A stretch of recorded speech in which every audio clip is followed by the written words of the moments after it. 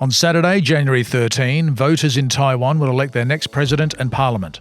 Taiwan is home to just 23.5 million people, but the country's size belies its significance. The island is the focal point of an ideological tug-of-war between China, which continues to lay historical claim to the territory, and the US, which sees Taiwan as a vital democratic ally in the region.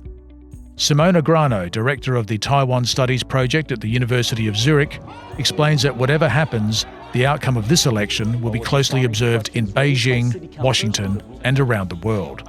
So the DPP has nominated the current Vice President William Lai as its candidate for the presidency. He was mayor of Tainan in the past, and he's known for being more radical on pro-independence position, although I have to say that he has toned down this position since he has been selected as the presidential candidate. And the same thing has his party done. Because, of course, in order to keep good relations with Western powers, and especially with the US, you cannot allow yourself any provocation. In terms of what he wants, well, he's focusing a lot on improving Taiwan's domestic situation, especially the economic growth of the country, which is undergoing a phase of economic stagnation.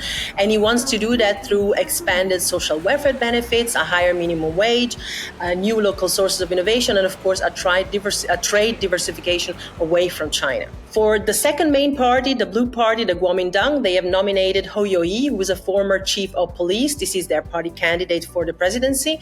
He is a Taiwanese, which is something that is rarely seen in a Kuomintang politician. His popularity, because of this, is quite strong in the south. He comes from Jiayi. In terms of what he stands for, well, he wants actually to promote Taiwan's external economic relations, especially with China, as a mean of supporting export-led growth.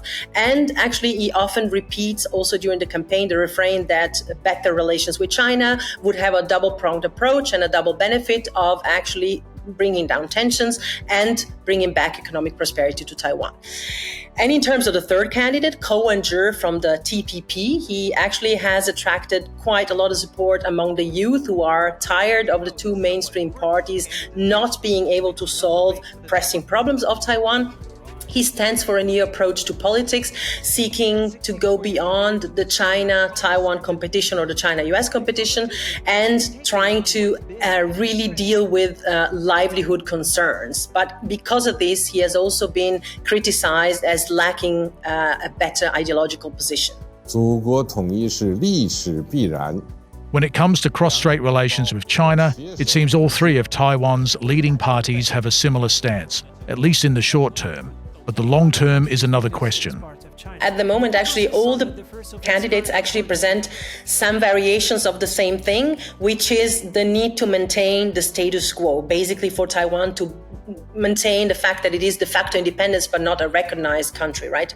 But they have ideological orientations when it comes to the long game. So you want one party, the Kuomintang, would like to have more of a closeness to China, and the DPP more of a distance, and the TPP is a little bit in between. So defense and security issues are much stronger now, and that is really seen by the fact that all the three candidates have actually put forward proposals to increase the military budget and have talked about the importance of deterring China.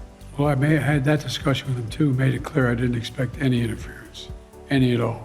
Accusations of election interference and acts of intimidation by China have been heard throughout the election campaign, pointing to the Chinese Communist Party's intention to control the island and ultimately to unify Taiwan with the mainland. Early on in the campaign, China has actually launched tax evasion investigation towards Terry Gou. He was the fourth incumbent, which eventually dropped out of the race, also because of this. 6 months before, in April 2023, China launched an investigation into alleged Taiwanese ECFA, the agreement China and Taiwan have, related trade barriers erected by Taiwan.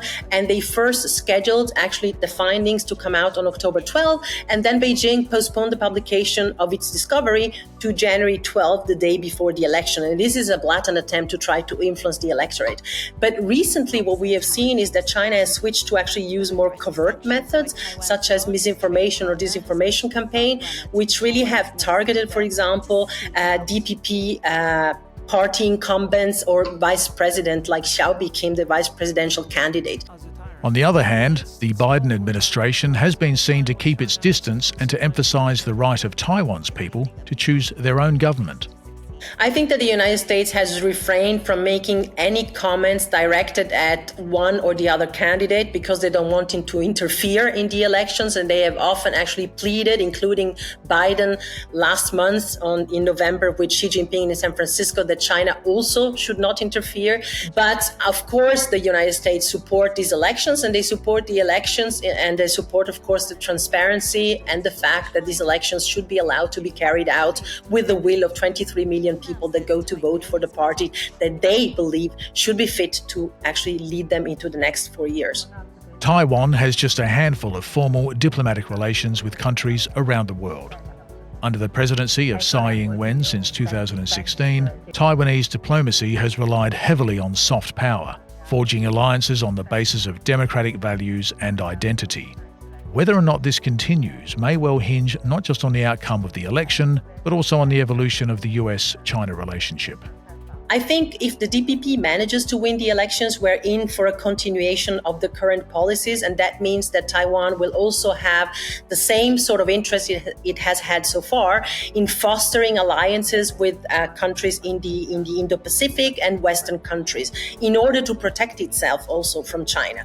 But I think that these relations and the alliances that, for example, have emerged in the past few years, not specifically against China, but of course China is a concern, AUKUS, Quad, will also be contingent to another structural factor that we have not yet mentioned, not just the elections, but how the China-US competition will evolve. Whether this will actually improve or will become even tenser will have an impact on the kind of situation, especially at the regional level in the Indo-Pacific, and how it will evolve also for Taiwan and its both official as well as non-official allies.